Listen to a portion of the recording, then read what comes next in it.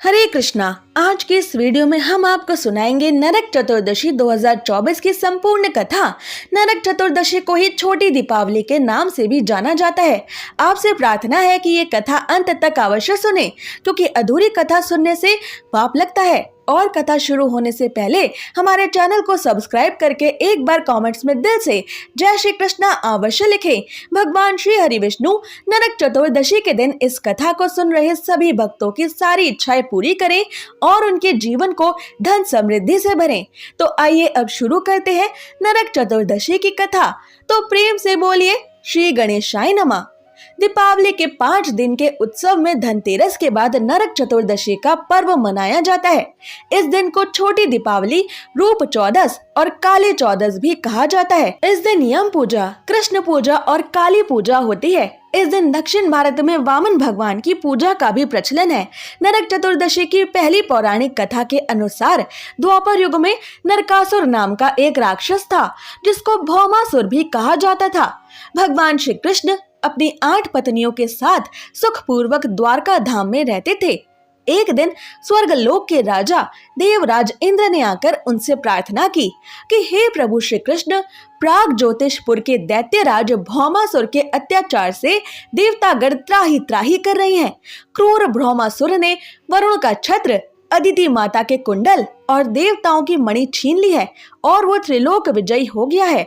इंद्र ने आगे कहा, भौमासुर ने पृथ्वी के कई राजाओं और आम जनों की अति सुंदर कन्याओं का हरण करके उन्हें अपने यहाँ बंदी गृह में डाल रखा है। आप कृपया हमें उससे बचाइए प्रभु। तब इंद्रदेव की ये प्रार्थना स्वीकार करके भगवान वासुदेव श्री कृष्ण मुस्कुराते हुए अपनी प्रिय पत्नी देवी सत्यभामा को साथ लेकर गरुड़ पर सवार होकर प्राग ज्योतिषपुर पहुँचे। वहां पहुंचकर भगवान श्री कृष्ण ने अपनी पत्नी सत्यभामा देवी की सहायता से सबसे पहले मोर दैत्य सहित मोर के 6 पुत्रों, जिनका नाम ताम्र, अंतरिक्ष, श्रवण, विभावसु, नभश्वान और अरुण था, उनका संहार किया। मोर दैत्य का वध हो जाने का समाचार सुनकर भौमासुर अपने अनेक सेनापतियों और दैत्यों की सेना को साथ लेकर भगवान श्री कृष्ण से संग्राम करने के लिए निकला। भौमासुर को उसकी ही माता के हाथों प्राण त्यागने का श्राप मिला था। भौमासुर की माता पृथ्वी देवी थी और उन्हीं पृथ्वी देवी यानी भूदेवी ने द्वापर युग में भगवान श्री कृष्ण की पत्नी सत्यभामा के रूप में अवतार लिया था। यानी सत्यभामा साक्षात भूदेवी थी और पूरी पृथ्वी पर केवल माता सत्यभामा ही थी जो नरकासुर का अंत कर सकती थी। इसी कारण भगवान श्री कृष्ण केवल माता सत्यभामा को अपने साथ नरकासुर से संग्राम करने के लिए लेकर आए थे। भगवान श्री कृष्ण ने अपनी पत्नी देवी सत्यभामा को अपना सारथी बनाया और नरकासुर से घोर संग्राम के बाद अंत में श्री कृष्ण ने बेहोश होने की लीला की।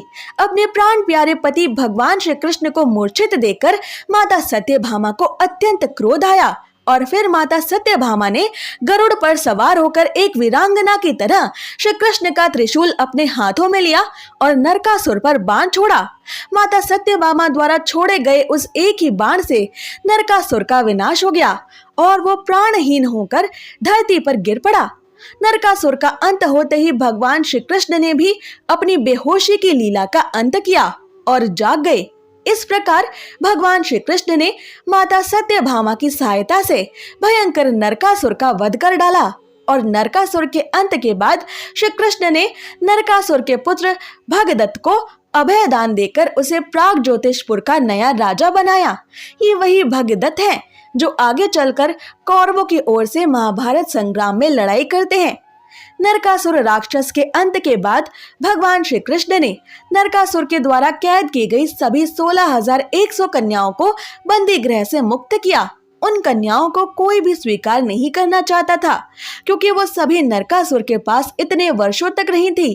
तब भगवान श्री कृष्ण ने उन सभी 16,100 कन्याओं से विवाह करके उन सभी को द्वारका धाम की महारानियां बनाया। नरकासुर राक्षस के अंत की खुशी में नरक चतुर्दशी का पर्व मनाया गया और पूरी द्वारका में दीप जलाकर उत्सव का आयोजन हुआ। इसलिए हम आज भी नरक चतुर्दशी पर दीपक जलाते हैं।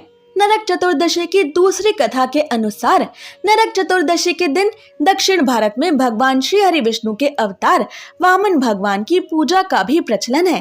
कहते हैं कि इस दिन राजा बलि को भगवान श्री हरि विष्णु ने वामन अवतार के दौरान हर साल उनके यहाँ ठहरने आने का आशीर्वाद दिया था।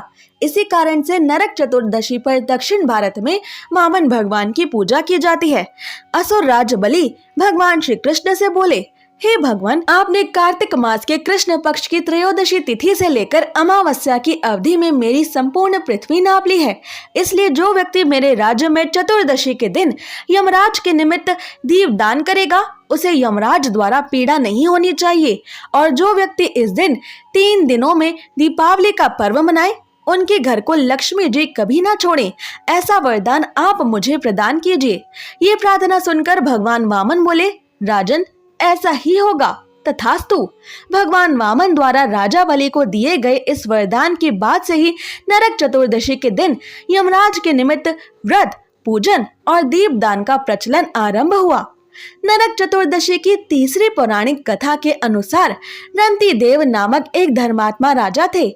उन्होंने अनजाने में भी कभी कोई पाप नहीं किया था। फिर भी जब उनके जीवन के अंत का समय आया तो यमदूत उन्हें नरक में ले जाने के लिए आधमके।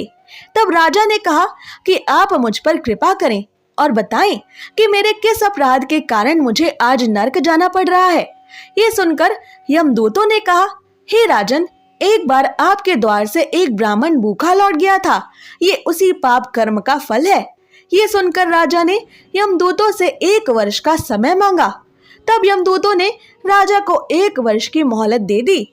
तब राजा अपने इस चिंता को लेकर ऋषियों के पास पहुंचे और उन्हें अपनी सारी कहानी सुनाकर उनसे इस पाप से मुक्ति का उपाय पूछा। तब ऋषियों ने उन्हें बताया कि वो कार्तिक मास की कृष्ण पक्ष की चतुर्दशी का व्रत करें और ब्राह्मणों को भोजन करवाकर उनके प्रति हुए अपने पापों के लिए उनसे क्षमा याचना करें। राजा ने वैसा ही किया जैसा ऋषियों ने उन्हें बताया। इस प्रकार राजा पाप मुक्त हुए और उन्हें विष्णु लोक में स्थान प्राप्त हुआ। उस दिन से पाप और नरक से मुक्ति प्राप्त करने हेतु भूलोक में कार्तिक चतुर्दशी के दिन इस व्रत का प्रचलन बढ़ गया। अब जानिए नरक चतुर्दशी की संपूर्ण पूजा विधि। नरक चतुर्दशी के दिन सूर्योदय से पहले उठकर तेल या उपटन लगाकर शरीर में मालिश करने के बाद स्नान करना चाहिए और विधि विधान से यमराज की पूजा करके शाम को दीप दान करना चाहिए। पहली मान्यता यह है कि भगवान श्री कृष्ण ने नरकासुर को इसी दिन वध करके मुक्ति दिलाई थी, इसलिए इसे मनाया जाता है। दूसरी मान्यता है कि राजा बलि को भगवान विष्णु ने प्रतिवर्ष इन 3 दिनों का राजा बनाने की व्यवस्था की है। बलि के राज्य में दीपमालाओं का आयोजन करने से स्थायी लक्ष्मी की प्राप्ति होती है। छोटी दिवाली की शाम को घर के बाहर यमराज को दक्षिण दिशा में दीप दान किया जाता है। इसे यम का दीपक यानी यम दीपक कहा जाता है। मान्यता है कि ऐसा करने से अकाल प्राणों के अंत का भय नहीं रहता। घर के सभी सदस्यों को मिलकर ये यम दीपक प्रज्वलित करना चाहिए। कहते हैं कि नरक चतुर्दशी के दिन सुबह स्नान करने के बाद भगवान श्री कृष्ण की पूजा करने से अतुलनीय सौंदर्य की प्राप्ति होती है, इसलिए इसे रूप चतुर्दशी या रूप चौदस भी कहा जाता है। नरक चतुर्दशी के दिन घर के सबसे बड़े सदस्य को ही यम के नाम का एक बड़ा दिया जलाना चाहिए। इस दिए को पूरे घर में घुमाना चाहिए। अब घर से बाहर जाकर दूर इस दिए को रखकर आना चाहिए।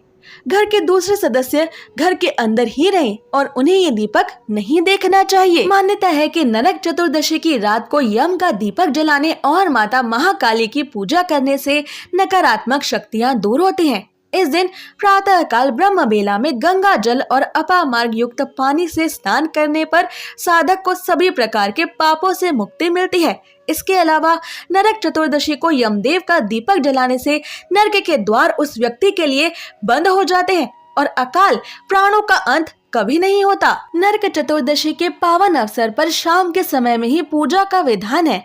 नरक चतुर्दशी पर शाम को दीपक जलाने से नरक से मुक्ति प्राप्त हो जाती है। कहा तो ये भी जाता है कि नरक चतुर्दशी के दिन नाले या किसी कूड़े के ढेर के पास भी दीपक जलाने से व्यक्ति को कभी नरक का सामना नहीं करना पड़ता। इस दिन सच्ची श्रद्धा से यमराज की पूजा करने पर नरक से जीव मुक्ति प्राप्त कर लेता है। और उसके पाप कट जाते हैं। नरक चतुर्दशी पर शाम के समय घरों में दिए जलाए जाते हैं और यमराज की पूजा की जाती है। आटे का चौमुखी दीपक जलाकर उसमें सरसों का तेल डालें और शाम के वक्त घर के सबसे बुजुर्ग व्यक्ति के द्वारा दीपक जलाने की इस दिन परंपरा है। अगर आपको ये कथा पसंद आई तो इसे शेयर करें और ऐसे ही व्रत कथाओं को हर दिन सुनने के लिए हमारे चैनल को सब्सक्राइब करें।